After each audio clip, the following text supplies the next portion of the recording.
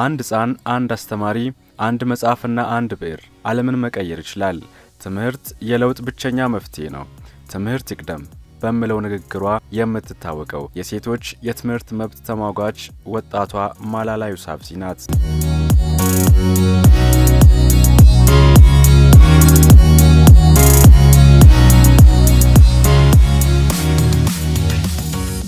በዓለማችን የትምህርት አስፈላጊነትን የሚያቀነቅኑ በርካታ ሰዎች ይኖራሉ። በእርግጥም ትምህርት እጅግ ወሳኝ የለውጥ መሳሪያ ነው። እድገት፣ ልማትና እኩልነት ያለ ትምህርት የማይታሰቡ ናቸው። ታዲያ በዓለማችን የትምህርት ፍትሐዊነት ጉዳይ ሲነሳ ማላላ ዩሳፍዚ ቀዳሚዋ ተጠቃሽ ሴት ትሆናለች። ማላላ የተወለደችው በፈረንጆቹ 1997 በፓኪስታን ሰሜናዊ ክፍል ነው። ቤተሰቦቿ በዝቅተኛ የኑሮ ደረጃ ላይ የሚገኙ ነበሩ። ማላላ በምትወለድበት ወቅት ወላጆቿ ለሕክምና የሚከፍሉት ገንዘብ ስላልነበራቸው እናቷ በቤት ውስጥ በጎረቤቶቿ እገዛ ነው የወለደቻት። ስሟንም ማላላ ዩሳፍዚ ሲሏት በምክንያት ነበር። ትርጓሜው በመከራ ውስጥ የተወለደች ማለት ነው።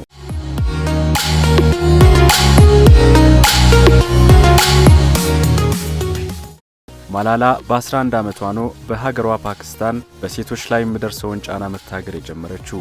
በወቅቱ ታሊባን የፓኪስታን ሴቶች ዘመናዊውን ትምህርት እንዳይቀስሙ ከፍተኛ ጭቆና ያደርስባቸው ነበር።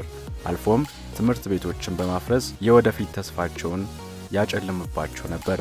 በመሆኑም ማላላ በልጅነት ዕድሜዋ ሴቶች ደፍሮ አደባባይ በማይወጡበት በዚያ ሰዓት ለትውልድ መንደሯ ሴቶች ድምፅ በመሆን ትግሏን አሃዱ ብላ ጀመረች። ሴቶች ትምህርት ቤት መሄድ የለባቸውም በሚል ታሊባን ያስቀመጠው ክልከላ ተገቢ አይደለም አለች። ሴቶች ልማሩ፣ ለራሳቸውም ተለውጠው ሀገራቸውንም ሊለውጡ ይገባል ስትል ደጋግማ ተናገረች።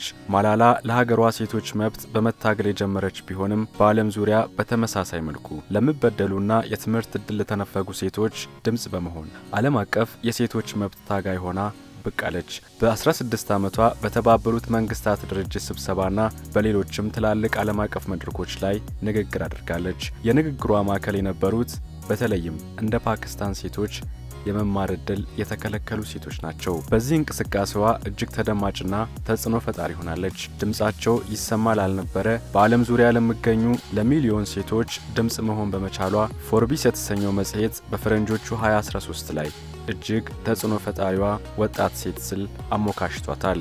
የኖቤል ኮሚቴ በበኩሉ የሴቶች የትምህርት ፍትሐዊ ተጠቃሚነት ይረጋገጥ ዘንድ ላበረከተችው ላቅ ያለ አስተዋጽኦ በ17 ዓመቷ የ2014 የኖቤል ተሸላሚ አድርጓታል። በመሆኑም በዕድሜ ትንሿ የኖቤል ተሸላሚ ናት ማላላ ዩሳፍዚ። በትግል ሕይወቷም በርካታ ፈተናዎችን አሳልፋለች። ታሊባን ሴቶች የሃይማኖት እንጂ ዘመናዊ የቀለም ትምህርት አያስፈልጋቸውም ብሎ ስለሚያምን የማላላን ትግል አጥብቆ ይጠላ ነበር።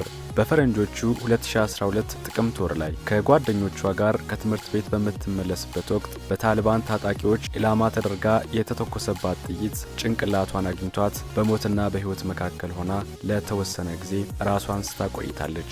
በባስ ውስጥ እያለች የተተኮሰባት ጥይት ለሕይወቷ አስጊ በመሆኑ ወደ እንግሊዝ ሀገር ለተሻለ ሕክምና ተወስዳለች። በዓለም ዙሪያ ከትምህርት ቤት ለተገለሉ ሴቶች ድምፅ ሆና ባለችበት ወቅት ላይ የደረሰባት የግድያ ሙከራ ከዓለም አቀፉ ማህበረሰብ ዘንድ ቁጣን ቀሰቀሰ፣ ሰፊ ድጋፍም አስገኘላት። ማላላ የደረሰባት ጥይት ከባድ ቢሆንም ከብዙ የሕክምና እርዳታ በኋላ ሕይወቷ መትረፍ ችሏል። የምትወደውን ትምህርትም ያለምንም ስጋት ተከታተለች። ከኦክስፎርድ ዩኒቨርሲቲ በፊሎሶፊ በፖለቲካል ሳይንስና ኢኮኖሚክስ በከፍተኛ ማዕረግ ዲግሪዋን በመጫን ሕልሟን አሳክታለች።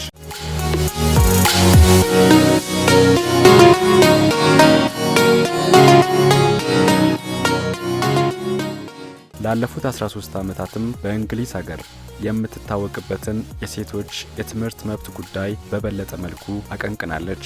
አንዲት ሴት ዓለምን መቀየር ትችላለች ብላ የምታምነው ማላላ አንድ ሕፃን፣ አንድ አስተማሪ፣ አንድ መጽሐፍና አንድ ብዕር ዓለምን መቀየር ይችላል። ትምህርት የለውጥ ብቸኛ መፍትሄ ነው። ትምህርት ይቅደም የሚለው የዘወትር መልእክቷ ነው። ለ13 ዓመታት በእንግሊዝ ሀገር ስትኖር ለትርፍ ያልተቋቋመ ማላላ ፈንድ የተሰኘ ዓለም አቀፍ ድርጅት መስርታ ለሴቶች የትምህርት ተሳትፎ ድጋፍ ስታደርግ ቆይታለች። አሁንም በማድረግ ላይ ትገኛለች። በ15 ዓመቷ በታሊባን ታጣቂዎች በጥይት በተመታችበት አካባቢ የገነባችው የልጃገረዶች ሁለተኛ ደረጃ ትምህርት ቤትና ኮሌጅ በአብነት የሚጠቀሱ ናቸው። በዘንድሮ የሴቶች ቀን ወይም በማርች 8 ዋዜማው ላይ ለ13 ዓመታት ከቆየችበት የእንግሊዝ ሀገር ወደ ትውልድ ሀገሯ ፓኪስታን ከባለቤቷ ከአባቷና ከወንድሟ ጋር ሆና መመለሷ ተሰምቷል። ፓኪስታን እስላማባድ እንደደረሰች የልጅነት ትዝታዎቿንና ጓደኞቿን ከመጎብኘቷ በፊት በ15 ዓመቷ ከትምህርት ቤት ስትመለስ በጥይት ወደ ተመታችበት አካባቢ ነው ያቀናችው። በዚያው ስፍራ ማላላ ፈንድ በተሰኘው ድርጅቷ በኩል ባስገነባችው የሴቶች ኮሌጅ ተገኝታም ንግግር አድርጋለች። በንግግሯም ሴት ተማሪዎችን የሚያበረታታ የሚያነቃቃና በፈተናዎች የሚያጸና መልእክት አስተላልፋለች። የህይወት ልምዷንም ለሀገሯ ልጆች አካፍላለች።